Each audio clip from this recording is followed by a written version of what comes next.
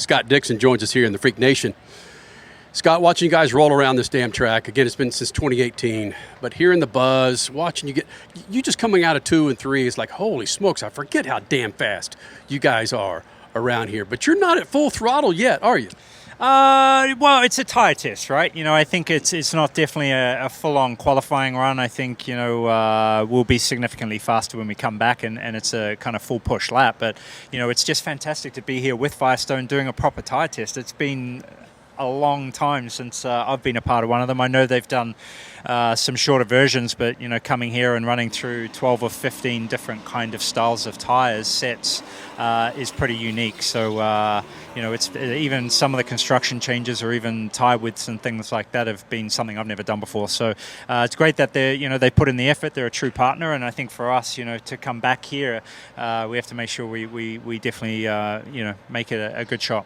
Walk me through this. When you're in the car, are they saying, Scott, this is the so-and-so compound, this is the so-and-so compound? Are they telling you what it is, or they're going like, dude, you need to figure this ass out? Yeah, most of the time it's blind test, which, I don't even know how fast we're going through 1 and 2, maybe 180, 190 miles an hour. So, you do say, can you make a suggestion when we're going through a very big change? But most of them are pretty methodical. You kind of go through sets of 4 or 5 in blocks, and then you kind of set, reset, pick what's best, and then work out the combos for the long runs, which we'll do tomorrow, which that'll be a long day. You're doing maybe 6 to 8 runs of 60 or 70 laps each time. So, but no, it's good. I think it's not good for just Phoenix, but also for a lot of the other short tracks that we'll go to later in the season next year.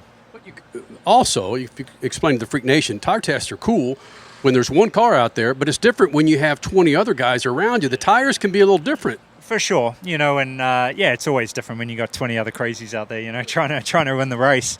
But that's what it's all about. I think what's kind of changed in tire testing in its general factor. Okay, Firestone is very much about reliability, durability, safety, all that kind of stuff. But now you're trying to figure out ways to make the racing better too, whether it's, a high degradation tire. We see that in Cup a lot, where they can have their quick lap and then from their last lap might be 4 seconds a lap different, which, is a significant drop. Ours a lot of the time might only be a second. So, I think one of the ideas here this week too is for later in the year for other tracks as well is to create a compound that does degrade, that creates, more separation, creates a much bigger undercut, creates a lot more side-by-side racing, a lot more excitement. No, Crash wants to jump in here, but one more thing.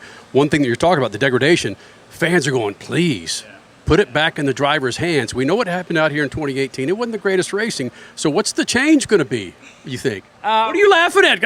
You're with the freaks. You know how we talk. Come on. I hope it's different. I think the bigger, what's really cool is that we're coming here with Cup. It's the first time that IndyCar has done, I think, a doubleheader with Cup on an oval, which is going to be spectacular. And I think, that even, maybe the regular NASCAR fan, when they see an IndyCar come into turn 3, they probably think it's just going to go straight through the wall because it's going way too fast. But it will actually make the corner, So I don't know what we are here, maybe 50, 60 miles an hour, average a lap quicker or something. So it's definitely significant. So it's really a fantastic weekend for fans, man, to get, 2 of the top tiers of motor racing on the same weekend is going to be huge. But so what's going to be different for 2018?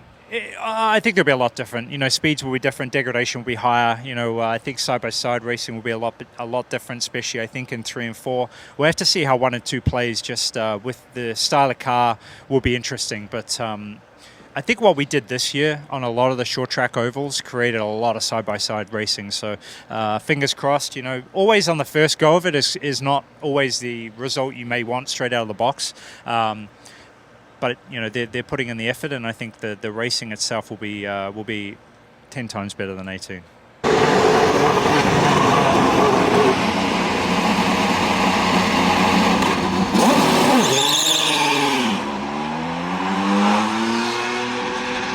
Regarding, though, this being a tire test out here at Phoenix Raceway, how much can your engineers take additional information to take back to the team in Indianapolis to work on aero or anything else with the car, not just related to the tires? Yeah, anytime you're on track, you're learning something, whether it's, with aero configurations. A lot of that stuff will be kind of in IndyCar's hands, though, so we still have to give them data for other teams to look at. Obviously stuff that we do as a team, whether it's dampers and mechanical stuff, that's just on our side. But no, everybody's working together. Then we'll have, I think, a 2-day open test here. So we're kind of doing the grunt work to try and, maybe get the low-hanging fruit as such. But it's still great, I typically have a 6-month off season in IndyCar, so it's nice to be here testing. I have to do IMSA and sports car racing to supplement my racing career, So, no, it's fantastic to be here, and I think, what we do here is definitely fundamental for... Actually, I'm not going to say that, because if the racing's bad, man, it's not my fault. We can blame that on Rossi. Yeah, right. You're talking about supplementing your racing in the off-season. Come on, you don't have Kit in a go-kart. You have one of the most amazing sons. His energy level is so epic. Come on, what are you guys doing in the off-season? Yeah, we're lucky as a family. The girls are amazing. Kit is definitely a bit of a firecracker. Definitely very outspoken too, which is kind of interesting. Definitely gets that from his mother, not from me. But no, it's been fun. He only did 2 races this year.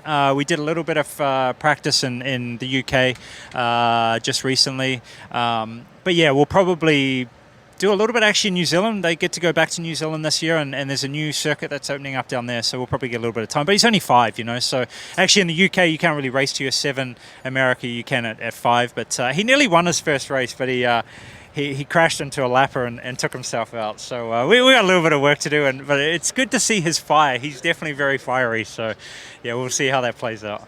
A little thing you and I talked about off mic was him being cameraed up, mic'd up. You do think maybe some more of that next year? Because, again, hot selling point. Yeah, I hope so. I think he enjoys it. Though I think after the first 5 seconds, he doesn't even really know it's there. But I think it's the purity of kids at that age, just what comes out. You don't really expect, but you just love the purity of it. So there were some additional ones we did last year, but we had some corruption on some of those videos, which was not so good. But yeah, I'm sure we'll do something at some point and get Kit back under or in action.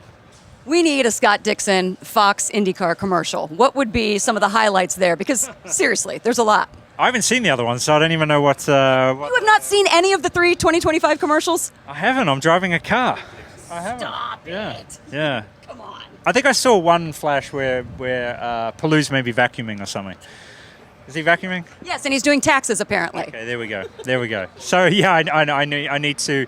I don't know. They're the only 3 in this category, so we'll have to see. Maybe they'll expand it to some of the others.